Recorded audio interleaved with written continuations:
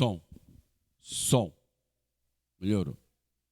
Queridos irmãos, boa noite a todos e todas que estão aqui presentes. Acho que está meio escuro ali, né? Tem como acender essas luzes? Muito bem, melhorou. Aí. Nós vamos começar o nosso curso de doutrina, louvar ao Senhor, agradecer ao Senhor. Nessa quarta-feira, meio da semana, estamos bem, né? Vamos começar com uma oração e vamos ter alguns cânticos, vamos cantar alguns hinos para louvor e glória do nosso Deus. Vamos orar então primeiro? Pai Santo, nós te agradecemos ao Senhor por tuas muitas misericórdias. Porque estamos aqui, ó Pai, em tua casa. O Senhor nos trouxe. A tua palavra diz que ninguém chega a Jesus se assim o Senhor não o permitir. E com certeza o Senhor dirige cada passo dos nossos passos, cada um deles. Ó Pai, rogamos agora, Senhor, que o Senhor aceite esse culto, apesar das nossas muitas imperfeições. Reconhecemos os nossos pecados e os confessamos agora. Somos devedores à tua santa lei. Ó Senhor, que o Senhor nos perdoe pelo sangue de Jesus. E por este mesmo Jesus prestamos culto a ti. Que este culto seja agradável aos teus olhos. Que a tua palavra nos edifique e que o evangelho seja testificado. Ó Deus, em tempo rogamos também por toda a nossa nação, para que o Senhor tenha misericórdia do nosso país, que o Senhor abençoe as nossas autoridades, para bem governar esta nação, que o Senhor leve, ó Senhor, as pessoas aos pés de Cristo, que haja cada dia que passar, mais e mais pessoas se entregando a Cristo, que os missionários pelo mundo afora também sejam abençoados pelo teu poder, para testificar da salvação de Jesus, e que o Senhor os proteja. Essa é a nossa oração, em nome de Jesus. Amém. Queridos, tem um hino 105, a certeza do crente. Pegam aí o hino 105. Não sei o que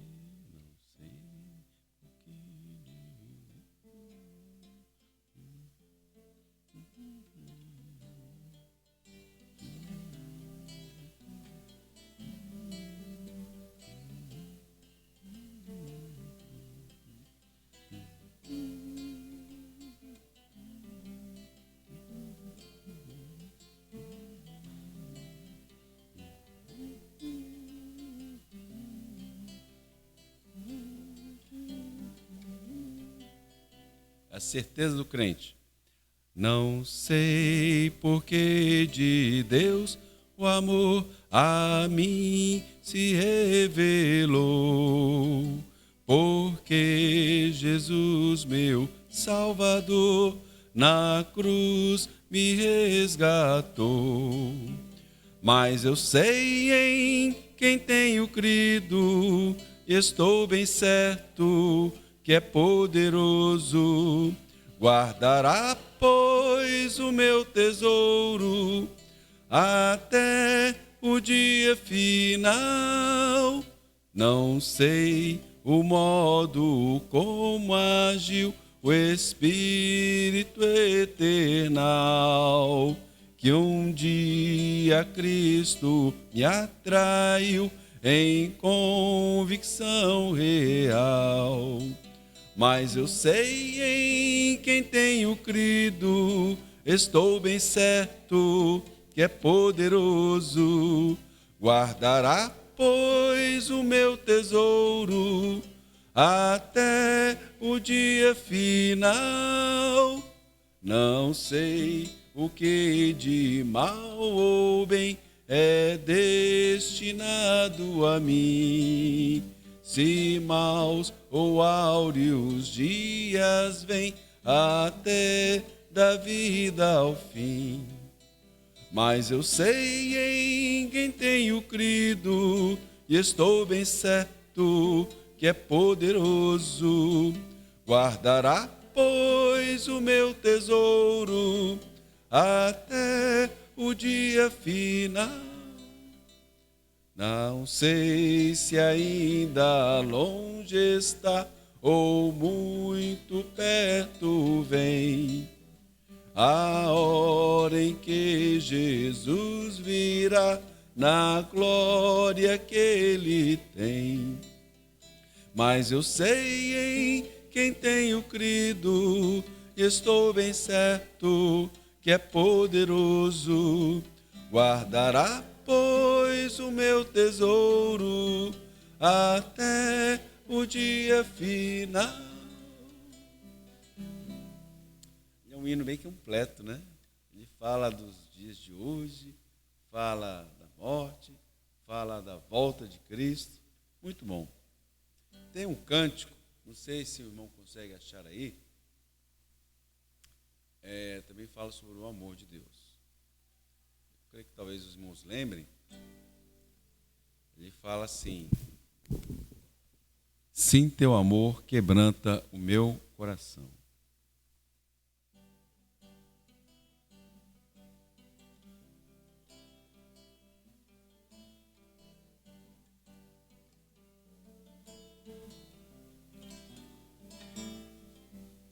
Sim, teu amor quebranta meu coração e o faz em pedaços.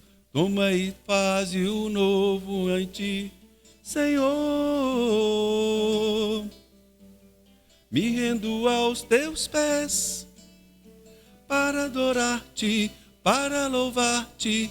Sim, teu amor quebranta meu coração. De novo. Sim, teu amor quebranta meu coração e o faz em pedaços. Toma e faz o novo em ti, Senhor. Me rendo aos teus pés para adorar-te, para louvar-te. Sim, teu amor quebranta meu coração. E quando venho a ti, Jesus, não há forma de resistir. Me rendo ante o teu trono, e é assim que eu sou feliz junto a ti, Senhor. Sim, teu amor quebranta meu coração.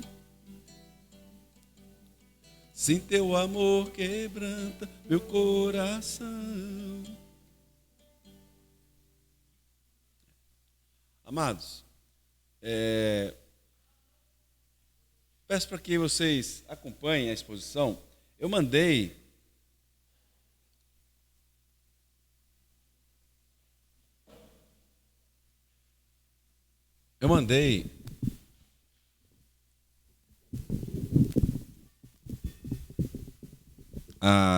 o estudo pelos grupos da igreja, WhatsApp. E deve ser projetado aqui também à minha esquerda. Mas vocês podem abrir e acompanhar. Eu creio que vocês podem acompanhar aí, e eu vou precisar o ponto em que nós estamos.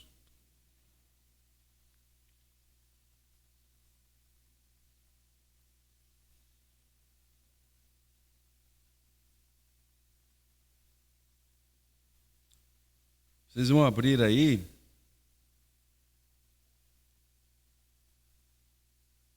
Só para dar uma relembrada, vai ser no slide 14, a formação do Estado de Israel. Vamos dar uma rápida revisão para entrar no slide 15, 16 e 17, ok? Então, no slide 14, a formação do Estado de Israel,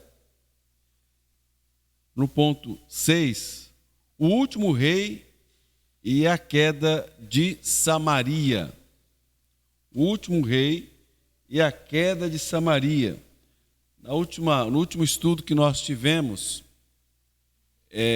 eu falei o seguinte: olha, eu vou concluir aqui a narrativa da história do reino de Israel, ou reino do norte. Para quem nos assiste, eu vou contextualizar. Este aqui é um curso de narrativa bíblica. O curso se chama a narrativa histórica segundo a ótica da Bíblia. Ok? Nós temos, na verdade, em termos de história, várias... Ninguém pode dizer o seguinte, olha, eu estou lendo um livro de história e começar a achar que aquele livro de história, os livros de histórias em geral, eles têm o mesmo discurso. Não tem. Ok? Não tem. Por exemplo, o discurso dos historiadores e das pessoas que se formam nas universidades hoje, eles têm um ponto de vista para avaliar a história. Ok? O ponto de vista que hoje domina as academias, obrigado, é o ponto de vista que julga os acontecimentos históricos pela ótica econômica. É chamada até de escola marxista. Porque Karl Marx ele enxergava que tudo que acontecia na história, a maior motivação, a principal, era apenas a questão econômica. É uma narrativa. Pois bem, agora vou pegar a narrativa bíblica. A narrativa bíblica não é assim. Primeiro, porque segundo a narrativa bíblica, os acontecimentos da história estão em função da providência divina. E a providência divina, ela dirige as nações. Ok? Bom, aí, aqui está a minha esquerda. Ótimo. Pega o 14, que eu vou fazer uma pequena revisão. Volta um pouquinho. Tem o 17, 16, 15 e o 14. Mas eu não vou detalhar, porque o 14 eu já dei. Ok? Continuando. Então, pegando a história que está na Bíblia, pela ótica da Bíblia, nós vimos muitas coisas. Nós vimos a criação, nós vimos o mundo antes do dilúvio, nós vimos a época dos patriarcas, nós vimos que o povo de Israel saiu do Egito, passou pelo deserto, entrou na terra de Canaã, vimos o surgimento da monarquia, a monarquia unida com Saul, Davi e Salomão, e aí dividiu-se. Agora estamos mais perto. Claro, queridos, eu creio que às vezes parece meio repetido, mas todo bom professor faz uma pequena revisão, né? Para conectar os estudos, ou quem estiver vendo, quem nunca viu na vida, né?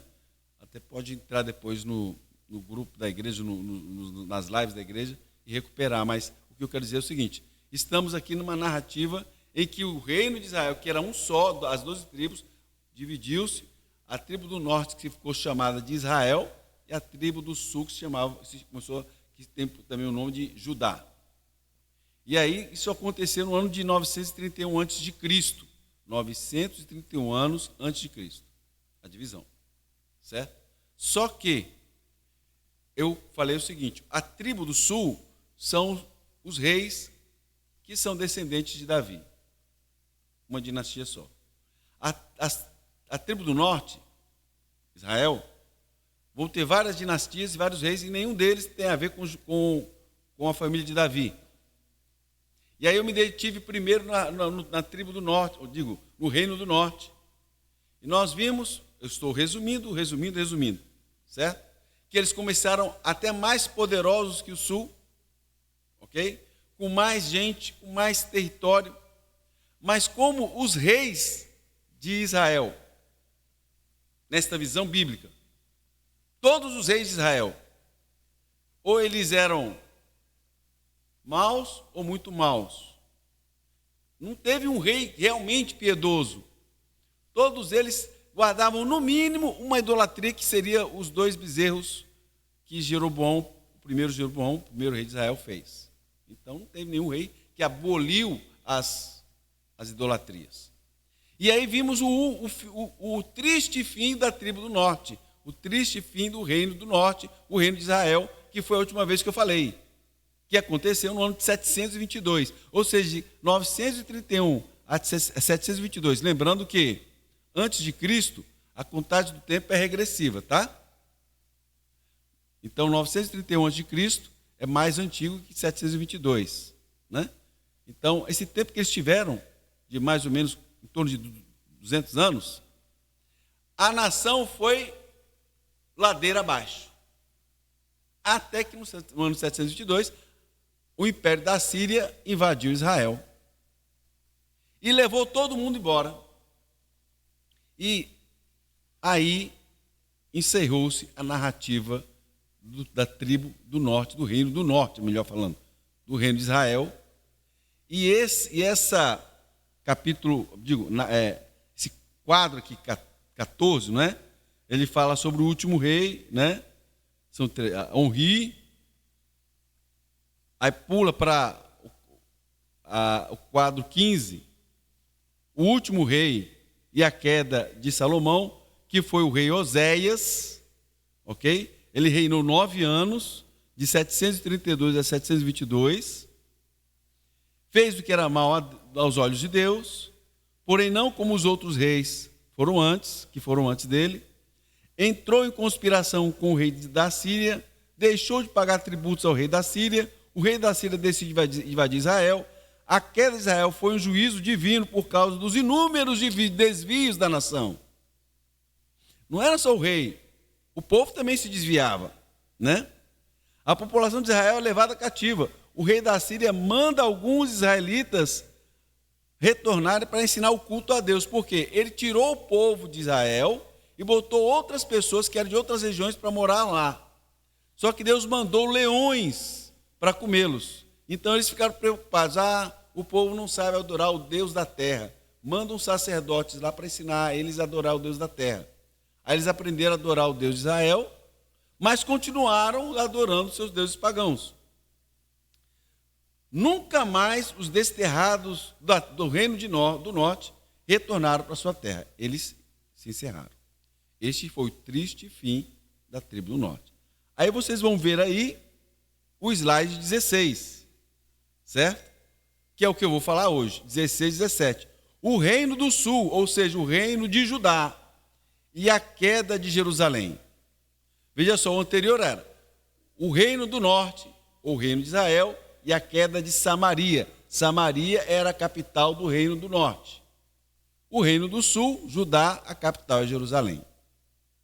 Então, eles começaram, depois da divisão, o reino do sul, Judá, foi do ano de 931 a.C.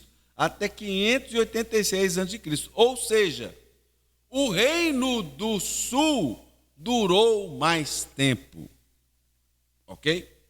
Agora, eu vou dar para vocês umas características gerais sobre o reino do sul. Ok? Vocês estão vendo aí? Aparecendo aí? Isso, né? Agora o reino do sul. Slide 16. Tudo bem? Isso. São 19 reis, todos descendentes do rei Davi.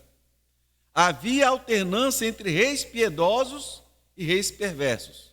Realmente tinham reis piedosos, que criam no Deus de Israel, que temiam a Deus, que muitas vezes abolia as idolatrias, mas também tinha reis perversos. Nunca conseguiu retornar a glória e riqueza do reino de Salomão. Por melhor que tenha sido algum rei dessa época, pode falar, Renan. Hã? Oi? Havia alternância de reis piedosos e perversos. Isso, eu falei. Depois da divisão, começou com menos recursos que o reino do norte. É verdade. Menos recursos. Eram só 2 tribos, menor território, exército menor, né? Ele começou na desvantagem. Depois, nunca conseguiram restaurar a glória e riqueza do reino de Salomão. Nunca. Né? Durou mais tempo que o reino de Israel. Também foi alvo de diversos juízos divinos. Como acontecia com isso? Quando um rei se levantava e ele era perverso, Deus permitia que outras nações invadissem, permitia várias tribulações para que o povo se arrependesse. Eram os juízos de Deus, né? Bom, também, por fim, foi invadido e os seus habitantes levados cativos. Isso acontece em 586 a.C. Quem faz isso é o reino da Babilônia. Nabucodonosor era o rei da Babilônia. Mas diferente do reino de Israel, norte, né? Depois de 70 anos, retorna para sua terra. Essa é a grande diferença. Ok? E mesmo porque Deus deu uma promessa para o rei Davi. Ele disse que da sua descendência viria quem? O Messias. Por isso que a genealogia de Davi não poderia ser interrompida. A família de Davi não poderia ser destruída, porque dele viria o Messias, né? Bom, vamos então, já que eu dei esse geral para vocês, a gente depois detalha melhor, que essa visão geral do Reino do Sul, eu não pretendo, como não fiz com a história de Israel, o Reino do Norte, eu não falei de todos os reis, são muitos. Com respeito ao Sul, também eu não vou falar de todos os reis, eu vou escolher 5 reis. Hoje eu vou falar sobre o primeiro rei. Hoje eu quero falar para vocês, nós vamos voltar ao tempo, né, no ano de 931 a.C., Salomão morre, ok? E Salomão deixou um império, um reino vasto. A Bíblia diz que foi com Salomão que se cumpriu a profecia que Deus deu para Abraão, que a sua descendência iria herdar as terras que iriam ter a divisa com o Egito até o rio Eufrates. Enorme, né? Bem grande. E isto se cumpre com Salomão, com Davi e Salomão. Um reino bem grande. O reino de Salomão era tão poderoso que ele era conhecido por toda a Europa, até na Espanha, por toda a Ásia, até a Pérsia e muito mais distante. Ele era um reino extremamente rico e poderoso. E, apesar de tanta riqueza e tanto poder, ele tinha os seus problemas. Aos olhos de Deus, o maior deles era a tremenda idolatria que Salomão permitiu entrar na terra. Ele se casou, ele teve 1000 mulheres, 1000, não é? 1000 mulheres. Eu diria o seguinte, ó, uma mulher já tomba um homem, não é? Uma já tomba, 1000 e nenhuma crente. Aí acabou, né?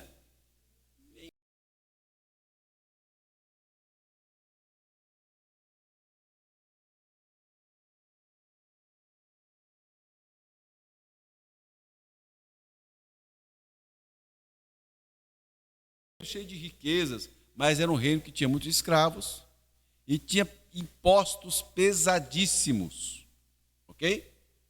Então você pode olhar para um lado, oh, que coisa maravilhosa, mas quem estava vivendo na época estava sofrendo, ok? O piedoso sofria por causa das idolatrias e o trabalhador também sofria por causa dos impostos muito pesados. Agora, sigam comigo. Vamos abrir nossas Bíblias, primeiro livro de Reis, capítulo 12. Primeiro livro de Reis, capítulo 12.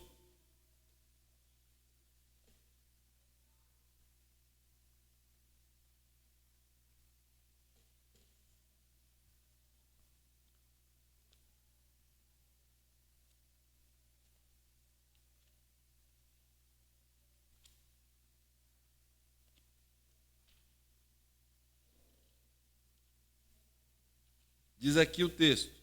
Eu vou ler para vocês, ok?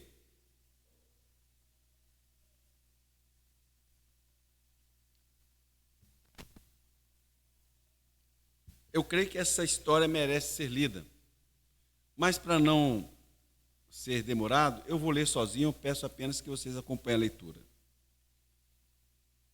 E foi Roboão para Siquém, porque todo Israel se reuniu em Siquém para o fazerem rei.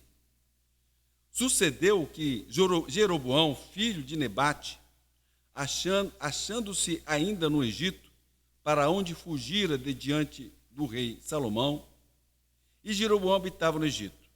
E mandaram chamá-lo. Veio, pois, Jeroboão e toda a congregação de Israel, e falaram a Roboão, dizendo: teu pai agravou o nosso jugo. Agora, pois, alivia tu a dura servidão de teu pai, e o pesado jugo que nos impôs, e nós te serviremos.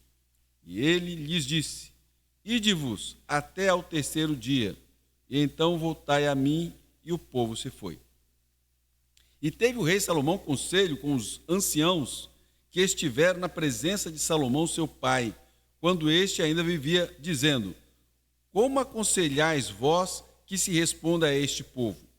E eles lhe falaram, dizendo: se hoje fores servos deste povo, e o servires, e respondendo-lhe, lhe falares boas palavras, todos os dias serão teus servos.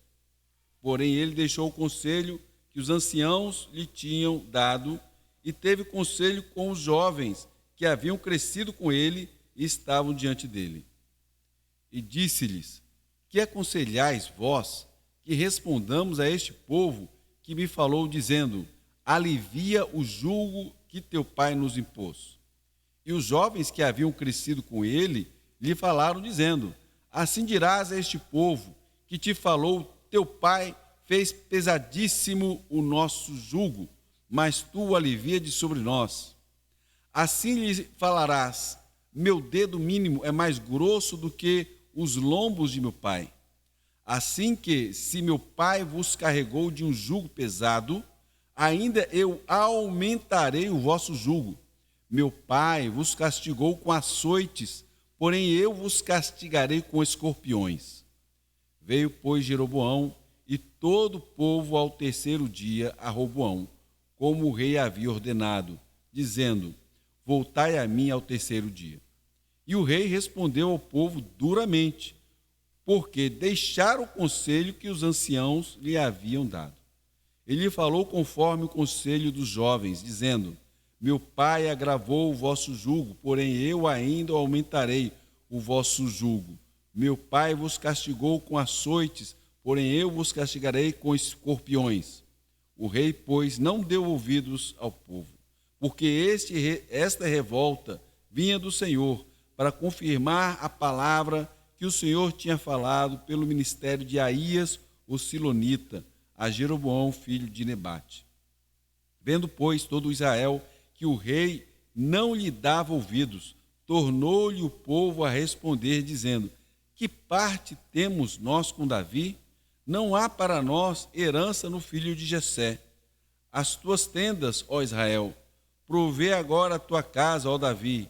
Então Israel se foi às suas tendas.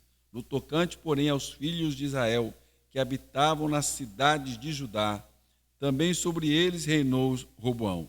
Então o rei Roboão enviou a Adorão, que estava sobre os tributos, e todo Israel o apedrejou, e ele morreu. Mas o rei Roboão se animou e subiu ao carro para fugir para Jerusalém. Assim se rebelaram os israelitas contra a casa de Davi até o dia de hoje. E sucedeu que, ouvindo todo Israel que Jeroboão tinha voltado, enviaram e chamaram para a congregação e o fizeram rei sobre todo Israel. E ninguém seguiu a casa de Davi, senão somente a tribo de Judá. Vindo, pois, Roboão a Jerusalém, reuniu toda a casa de Judá e a tribo de Benjamim, 180.000 escolhidos destros para a guerra, para pelejar contra a casa de Israel, para restituir o reino a Roboão, filho de Salomão.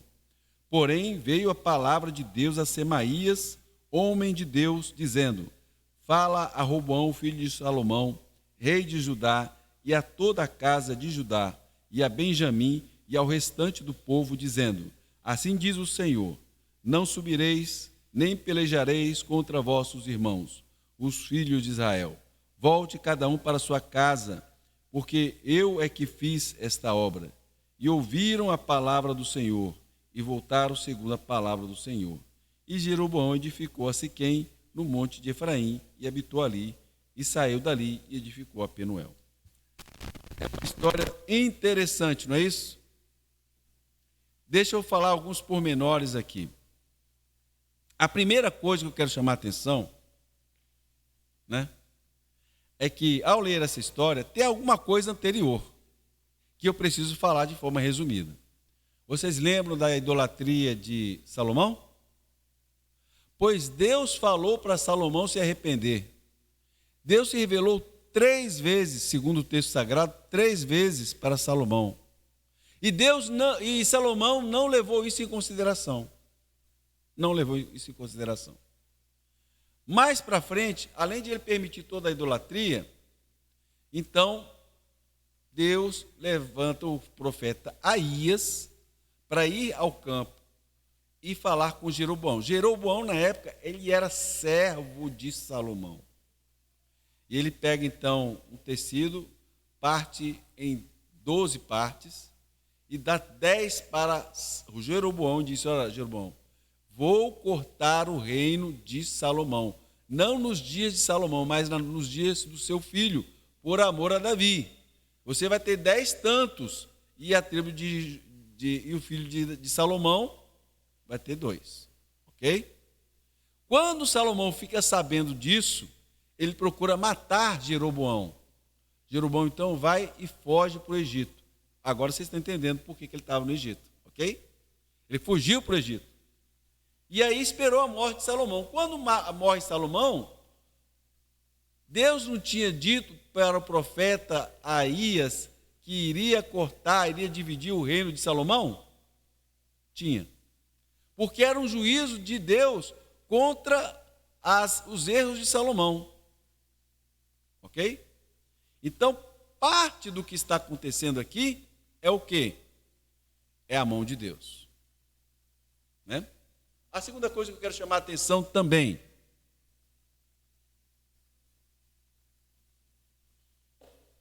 Apesar da palavra de Deus e da soberania de Deus, as pessoas são responsáveis pelas suas atitudes. Agora vamos olhar para Roboão, este primeiro rei. Ok? Ele está lá, ele é um rei relativamente novo, o pai morreu, né? Vai começar a reinar.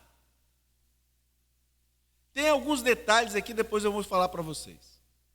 E aí, ele vai pedir conselho. Ruim ou bom? Pedir conselho? É bom. Peça conselho. Ótimo. Foi para os conselheiros oficiais, aqueles que eram os conselheiros da época do seu pai. Eram homens idosos. E aí ele faz uma pergunta: o que eu devo responder para esse povo? Porque o povo está pedindo para aliviar o jugo. Ou seja, vamos traduzir nos dias de hoje, baixa o imposto, reduz o imposto. Gente, quem não sabe que imposto sufoca a economia? Vocês já ouviram falar, história do Brasil, né?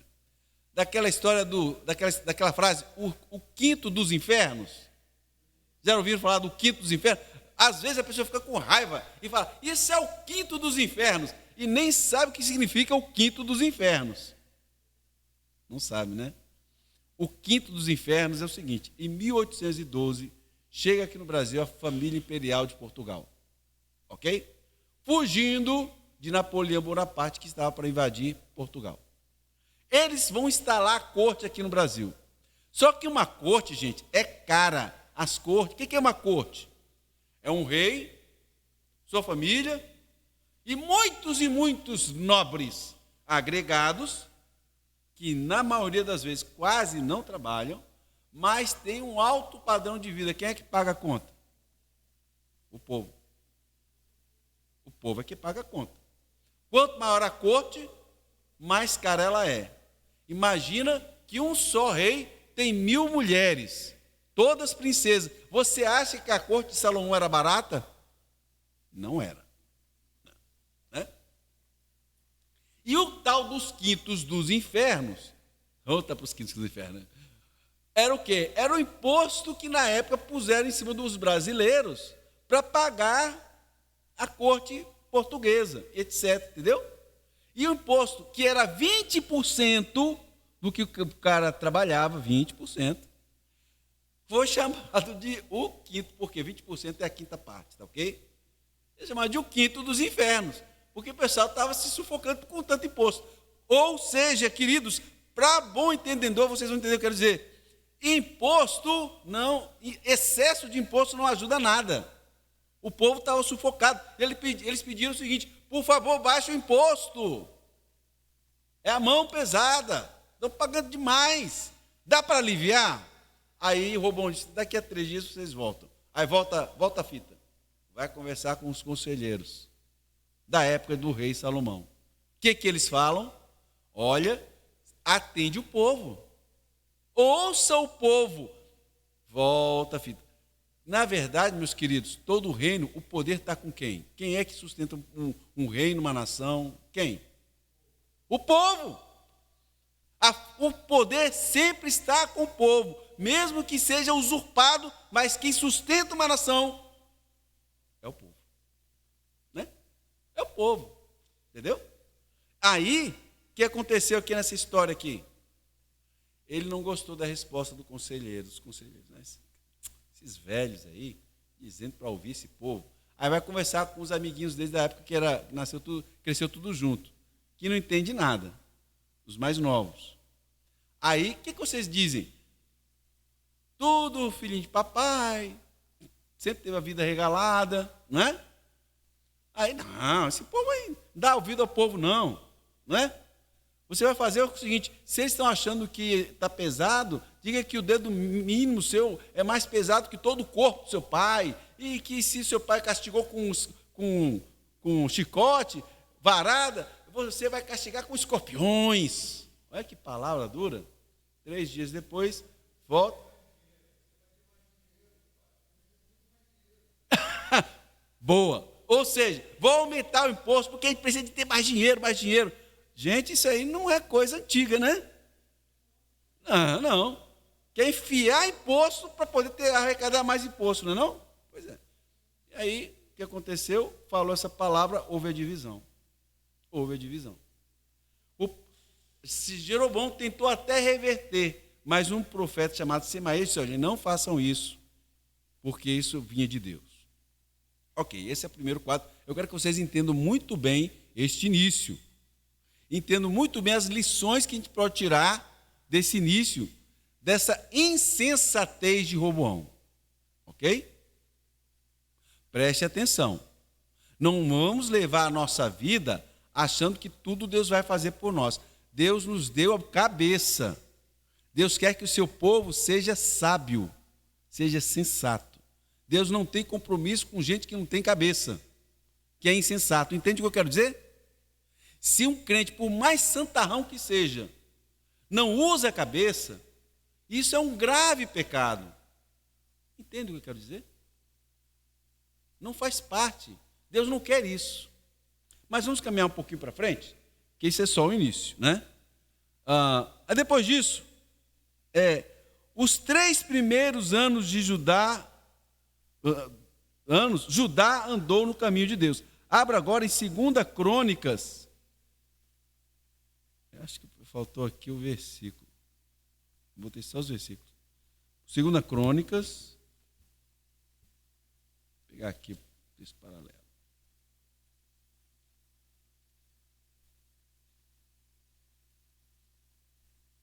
Isso. 12. Faltou o capítulo 12. Versículos 15 a 17. Faltou colocar o capítulo. Segundo livro de Crônicas, capítulo 12. Só os versos 15 a 17. Ok? Preste atenção no que nós vamos ler aí.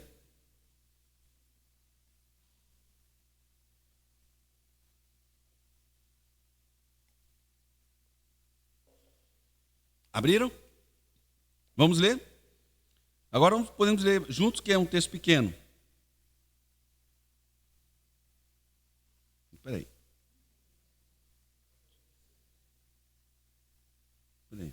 Não, eu acho que eu peguei errado. Mas é com 2 Crônicas mesmo.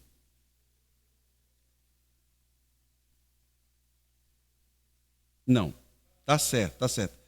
Não está errado, não. É 12, versículo 1 primeiro. Depois eu pego os outros versículos. Realmente está faltando aqui trabalhar o capítulo 12. Vamos ler o versículo 1. 1 e 2, tá bom? Depois tem mais versículos aqui pela frente.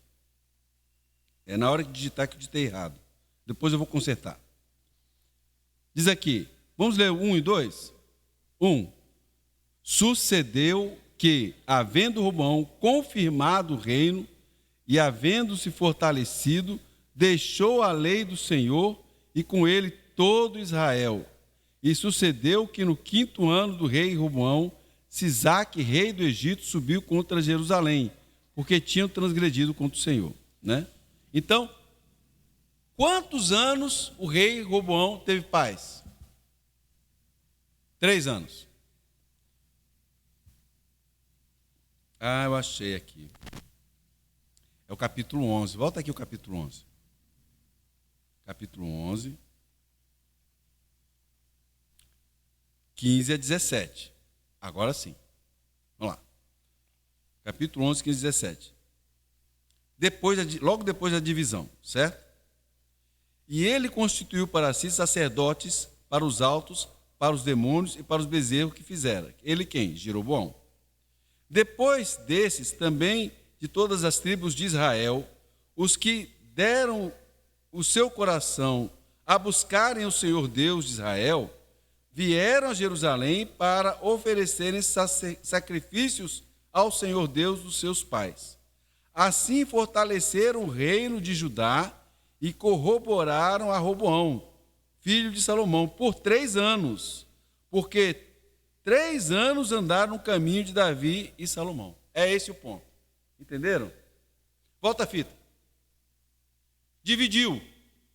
Não é? Logo depois da divisão, Jeroboão no norte faz 2 bezerros de ouro e diz: estes são os reis, estes são os deuses que te tiraram do Egito. E empurra o reino do norte para a idolatria, ok? Aqueles que eram crentes e não gostavam disso e buscavam a Deus, iam para Judá. E aí eles deixaram o reino do norte e foram para Judá. Então aquelas tribos do norte, aquelas 10 tribos do norte, aqueles que serviam a Deus e temiam a Deus, muitos naquela época já foram morar em Judá. Entenderam? E quando eles desceram para Judá, fortaleceu o reino de Roboão. Ok? E por 3 anos eles andaram no caminho de Deus. Depois dos 3 anos, aí é o capítulo 12, versículo 1 e 2, que nós lemos juntos. O que aconteceu? Quando Roboão se tornou forte, aconteceu alguma coisa. Alguém já me disse, eu vou repetir essa frase. Se você quiser conhecer o caráter de alguém, dê poder a essa pessoa. Já ouviram falar disso? Muito, né? Dá poder para você ver quem é a pessoa. Roboão se sentiu enfraquecido. O povo foi para a terra de Judá e fortaleceu a ele. Depois que ele se sentiu forte, ele mostrou as unhas de novo. O que ele fez? Aí o capítulo 12. Ele abandonou ao Senhor, não é? Ele abandonou ao Senhor. Isso. Aí o ponto 5. Depois disso, volta ao capítulo 12, versículos 2 a 16. Deus manda então o rei do Egito para invadir o reino de Judá. Aí eu vou continuar lendo aqui. Não é?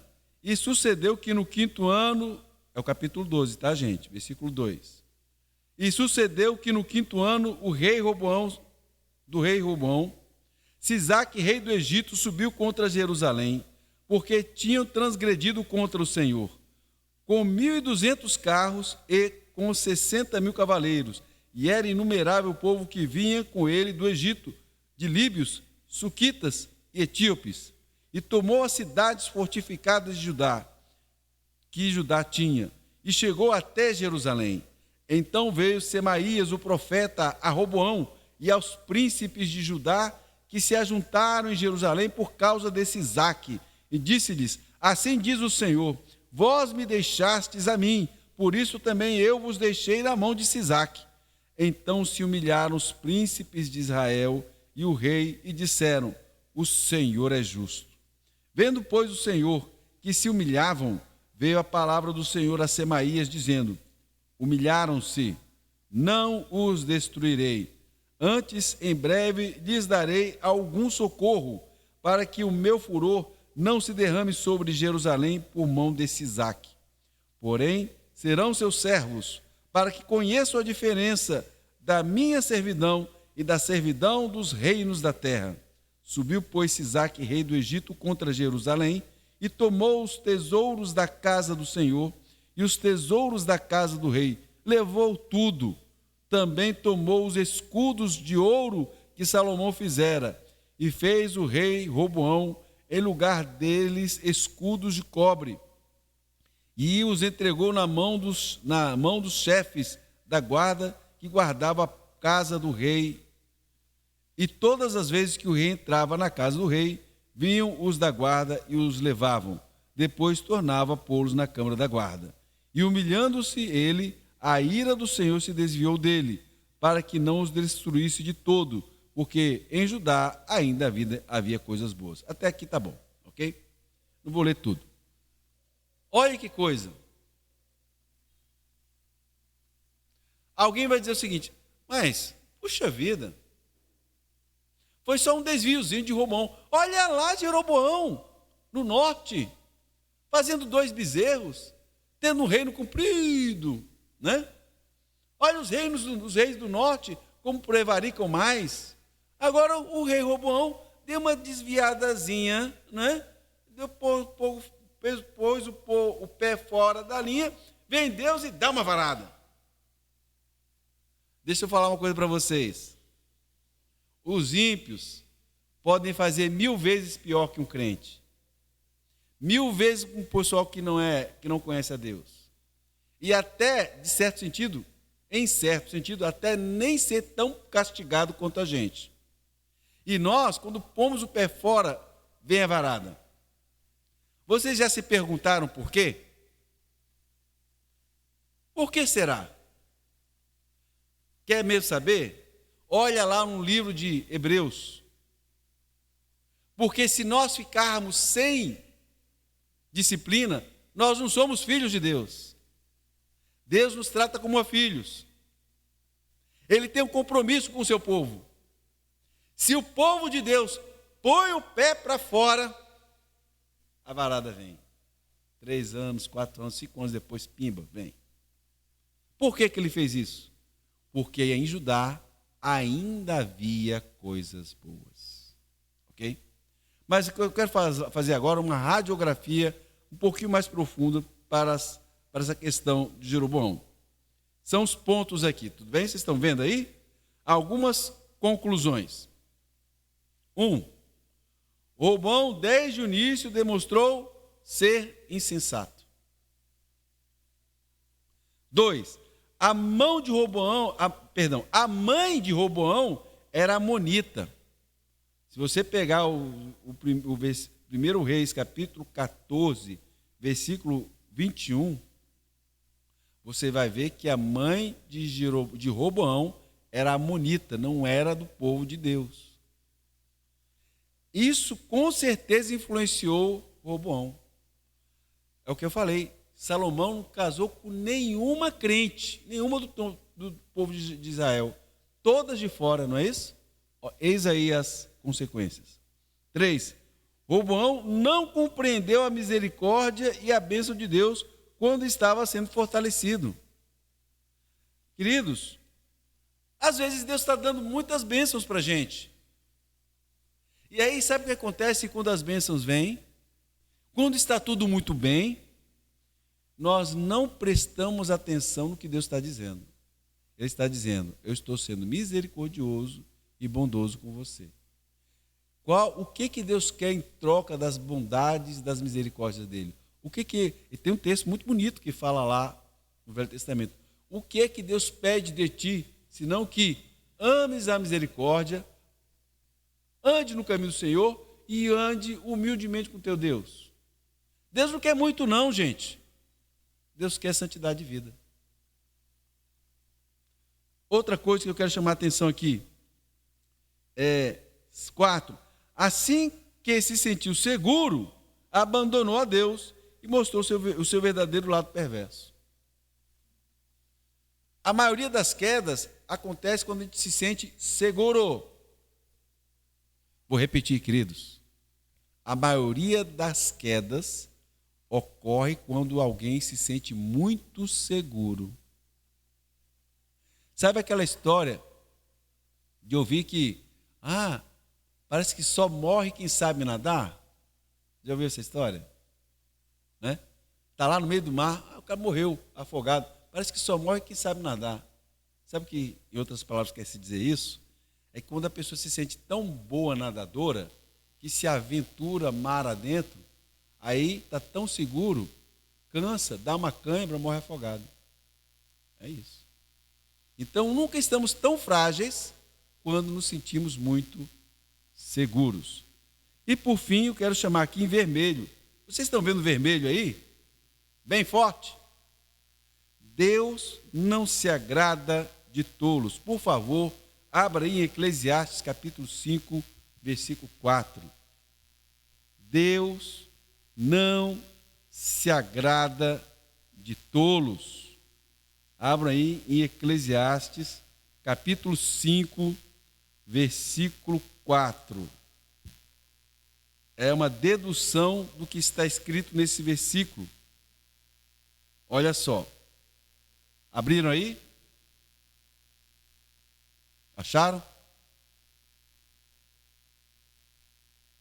Diz assim: quando a Deus fizeres algum voto, não tardes em cumpri-lo, porque não se agrada de tolos. O que votares, pagam. É claro que aqui está falando sobre os compromissos. Eu quero chamar a atenção de tolos. Para que fazer tolice? Né? Para que tentar a Deus? Lembra o que Satanás quis fazer com Jesus? Atira-te abaixo, os anjos vão te segurar. Aí o que Jesus disse? Também disse, está escrito, não tentarás o Senhor teu Deus. Né? Outro, nem de traidores.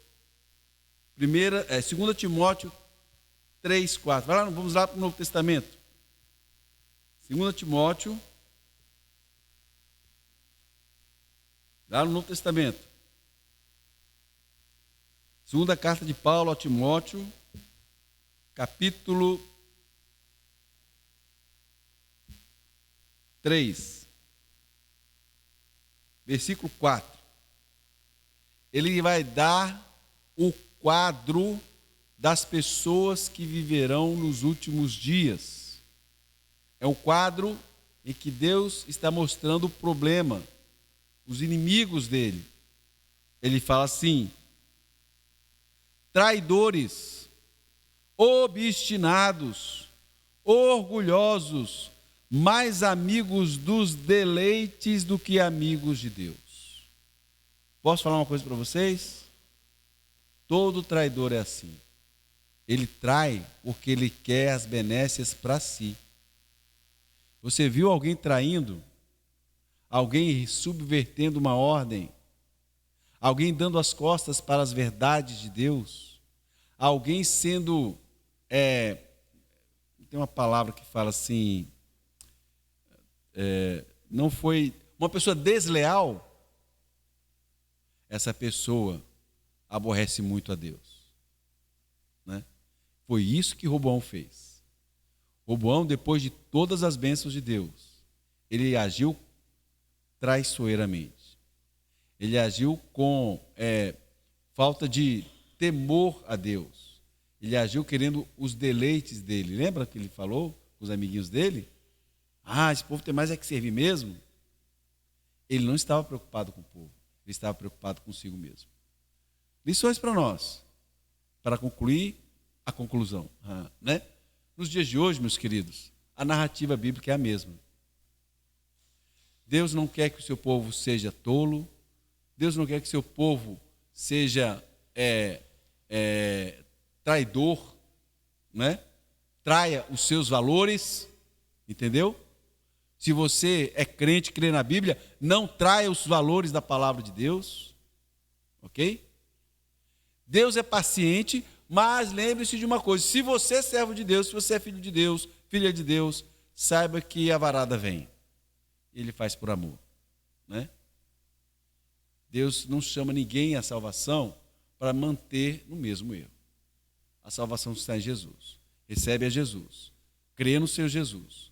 Mas receber Jesus e crer no seu Jesus tem um compromisso de santidade de vida. Deus não aceita que a pessoa se diga crente e não viva o Evangelho. Perguntas? Ficou fácil? Isso não é uma pregação, não. Um ou outro pode perguntar, não tem problema.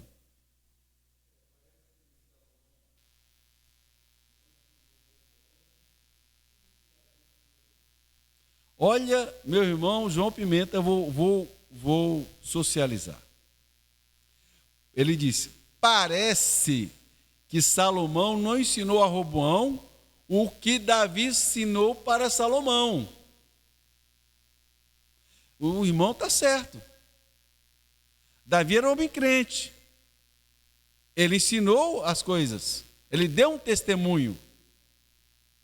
Mas Salomão não passou isso para Roboão.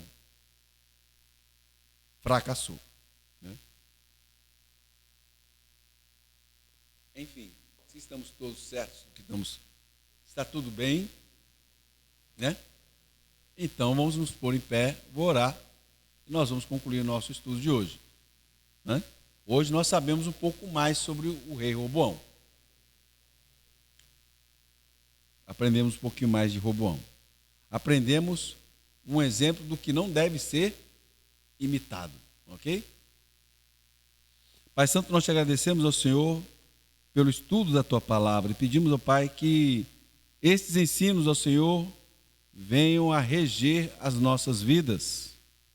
Aquilo que a tua palavra, ó Deus, condena, nós devemos também condenar e evitar. Aquilo que a tua palavra nos ensina e recomenda, assim devemos crer e praticar. Pedimos a tua bênção sobre nossas vidas e que o Senhor nos guarde no retorno para nossas casas, livrando-nos de todos os perigos. Que a graça do nosso Senhor Jesus Cristo, o amor de Deus o Pai e as ternas consolações do Espírito Santo estejam sobre todos nós e sobre todo o povo de Deus, hoje e eternamente. Amém.